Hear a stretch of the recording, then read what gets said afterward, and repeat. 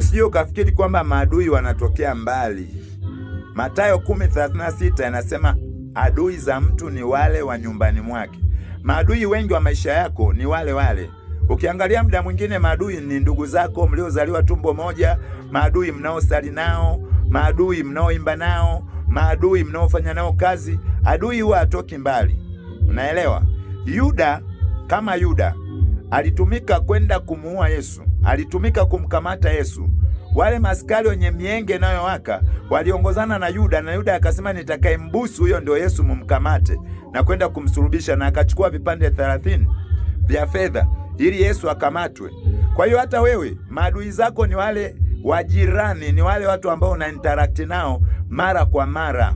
Kama ni mchungaji, maadui wanaweza kawa wachungaji wenzako, maadui wanaweza kawa waumini, hata waumini wanaweza kakugeuka wakawa maadui. Watu uliowaombea wanaweza kakugeuka wakawa maadui. Kwa hiyo adui hatoki mbali. Adui hawezi akapanda ndege akaja kwako. Hata akipanda ndege ujue ameambiwa, amecholewa mchoro na yule mtu wa jirani. Maadui wa mtu ni wale wa jirani ambao kila siku anaonana nao.